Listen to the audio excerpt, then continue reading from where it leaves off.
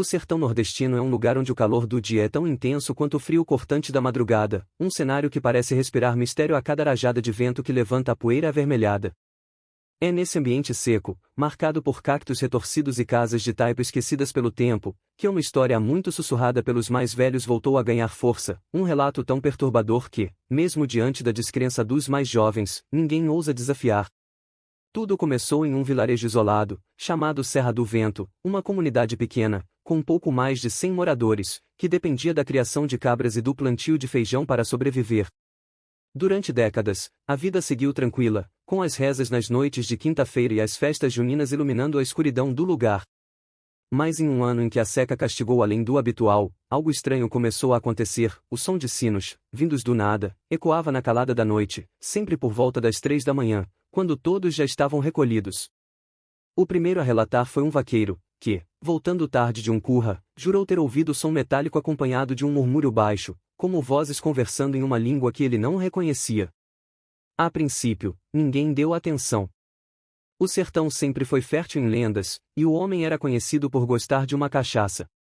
Mas o que parecia um boato isolado começou a se repetir noite após noite, cada vez com mais gente ouvindo, cada vez mais próximo das casas. O medo ganhou corpo quando, numa manhã, o gado de um dos moradores foi encontrado morto, enfileirado de forma precisa, com cortes simétricos, mas sem uma gota de sangue no chão. O caso chamou a atenção dos mais antigos, que começaram a relembrar histórias esquecidas de que, naquela mesma região, existia, há mais de um século, um convento que fora destruído por completo após acusações de práticas proibidas, um lugar onde religiosos teriam, secretamente, tentado realizar rituais de invocação em busca de chuva, cura e proteção para o povo sofrido do sertão. Mas algo deu errado, e, ao invés de bênção, a terra foi amaldiçoada. A narrativa dizia que as freiras e padres daquele convento nunca foram encontrados, apenas vestígios de roupas queimadas e sinos retorcidos pelo calor de um incêndio que ninguém assumiu ter provocado.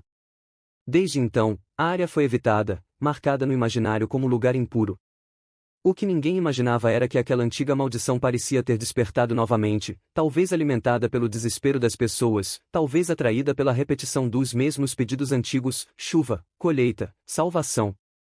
Os moradores, em segredo, admitiam que haviam voltado a rezar com fervor, pedindo intervenção divina, mas o silêncio do céu, o sol impiedoso e os bois morrendo fizeram alguns perderem a fé, abrindo espaço para que outras soluções fossem consideradas, inclusive rituais velhos, guardados como um último recurso. Foi numa dessas noites, de lua escondida atrás de nuvens espessas, que um grupo decidiu ir até o local onde as ruínas do convento supostamente estavam. Eram 5 homens, 2 jovens e 3 mais velhos, todos movidos pelo medo e pela necessidade. Armados apenas com lamparinas, facões e um crucifixo herdado de um dos avós, seguiram pelas veredas secas até chegarem a uma clareira onde a vegetação parecia queimada, não pela seca, mas como se algo tivesse passado ali recentemente, deixando um rastro de terra escura, quase preta, como carvão. O ar era pesado, difícil de respirar, e o silêncio, denso, dava a impressão de que até os grilos haviam desaparecido. Um deles, o mais novo, disse ter sentido um cheiro estranho, parecido com ferro quente misturado a carne podre, um odor que piorava quanto mais avançavam. E então, viram, uma estrutura baixa, meio afundada, de pedra escurecida, que parecia ter sido, em algum tempo, a capela do convento.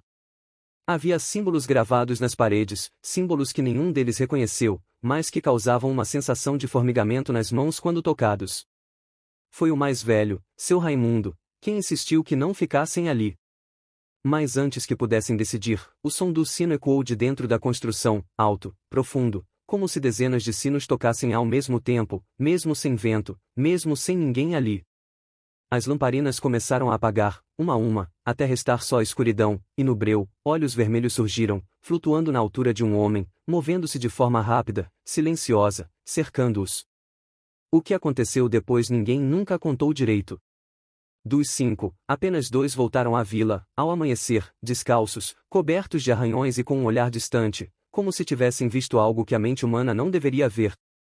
Eles não falavam, apenas tremiam e choravam, repetindo que o sino chamou e eles atenderam. Nos dias seguintes, o vilarejo começou a esvaziar.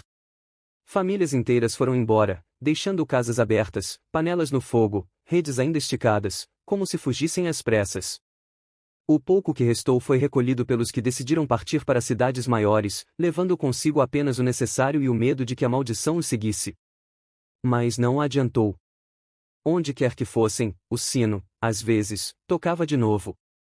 Baixo, distante, como se lembrasse aos que escaparam que não existe lugar seguro quando algo do outro lado já sabe seu nome. Serra do Vento virou uma cidade fantasma, engolida pelo mato, pelas histórias e pelo silêncio. Os poucos curiosos que se arriscaram a ir até lá juram que, ao atravessar a estrada de terra que leva ao antigo convento, o ar fica mais frio, a luz do sol parece se apagar um pouco, e o som dos próprios passos é engolido por um vazio quase físico. Alguns dizem que viram figuras vestidas de batina, caminhando entre as casas abandonadas, segurando rosários queimados, outros relatam ouvir risos abafados vindos das paredes de taipa, como se a própria terra tivesse voz. Nenhum deles fica tempo suficiente para descobrir o que realmente acontece depois, porque a sensação de estar sendo observado é insuportável, um peso invisível que cresce até a pessoa perder o controle e correr, mesmo sem direção. E o mais inquietante é que, até hoje, em noites de seca extrema, moradores de vilas vizinhas afirmam ouvir o eco dos sinos já ao longe, principalmente por volta das 3 da manhã. Às vezes, junto com o sino, um cântico baixo, em uma língua que ninguém reconhece, mas que desperta um medo antigo, um instinto de que algo, de alguma forma, está pedindo passagem, tentando romper novamente a barreira entre o que é humano e o que jamais deveria cruzar nosso mundo. Há quem diga que os dois sobreviventes daquela noite nunca mais foram os mesmos. Um deles desapareceu no meio de uma madrugada, deixando para trás apenas marcas de passos descalços que iam até a porta de casa e simplesmente paravam.